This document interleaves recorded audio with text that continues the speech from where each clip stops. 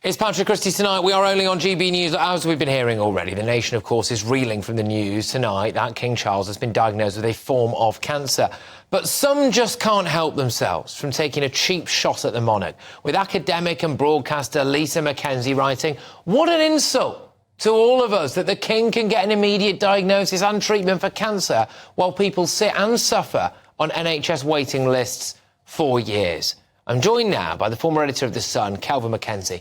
Kelvin, what do you make of it? This is, by the way, doing the rounds a lot on social media at the moment. Which is what you'd expect, rather, revolting people having a view.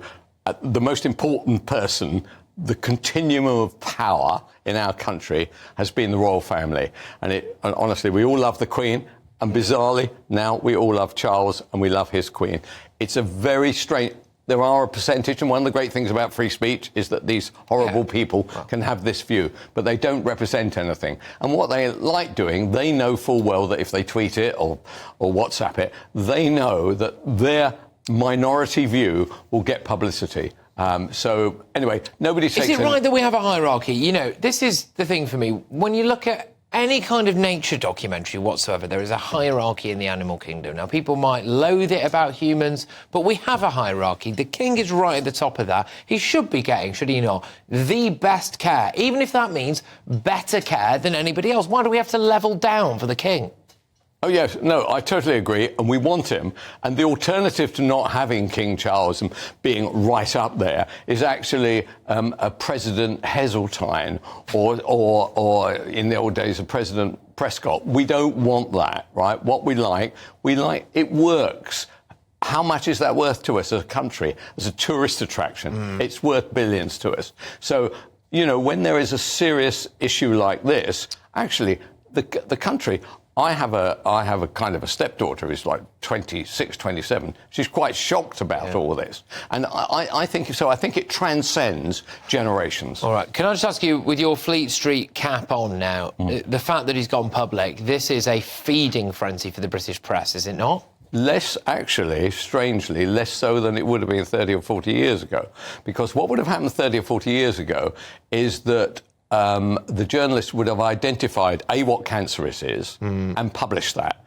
And that would have been part of the kind of tabloid culture. You do that today without the permission of the people involved, right, you will suffer a huge commercial effect. And so, for instance, Princess Kate, nobody has ever said, actually, this is what this is. And they don't do it because people would stop either reading their news digests or reading their papers. The world has changed. Yeah, the world has changed, definitely. I mean, back in the day, they'd got into the hospital and all sorts. Well, they were I mean, at The Sun, they used to hang up a white coat there, and whenever any big story involved a hospital was on, the reporter would put on the old white coat and the stethoscope and be down outside King's College Hospital before you could turn around. It's remarkable how things have changed, isn't it? Now, look, Kelvin, politicians have been reacting to this news. Rishi Sunak wishing His Majesty a full and speedy recovery. Sir Keir Starmer also sending his good wishes to the monarch on behalf of the Labour Party. And the news has made it across the pond, Kelvin, because writing on his social media platform today, Truth Social, Donald Trump said, all in caps, "King Charles has cancer. He is a wonderful man who I got to know well during my presidency. We all pray that he has a fast and full recovery." And asked about the King's cancer diagnosis during a trip to Las Vegas, here is what Joe Biden had to say, the president. How's it King Charles? Glad to call. I'm concerned about him. Just heard his diagnosis, but I'll be talking to him, God willing. Kelvin, I'll be talking to him, God willing, says Biden. I mean, what do you make of this? Well, unfortunately, Mr. Biden is not obviously very quick on the uptake. He doesn't know how to do the basic things well when you're basically the leader of the Western world.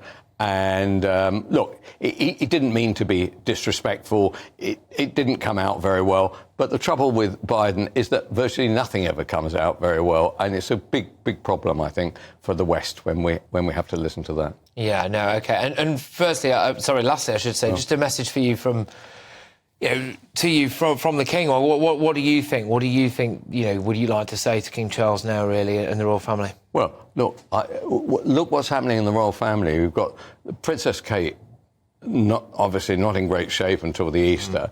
You've got Charles, Andrew is clearly not going to be able to fill the gap, right, for obvious reasons. You've got Harry not bringing his missus and his children over. Now, that is a really strange decision, because all it does is it continues to focus the spotlight on the difficulties. There aren't a lot of members of the royal family who can fill in for Charles. And, you know, they're going to have to deal with it. So instead of after all, Charles wanted to reduce the size of the royal family. Actually, we may not have enough to open various things. Yeah, exactly. Look, Kelvin, thank you very, very much. That is the former editor of The Sun, Kelvin MacKenzie.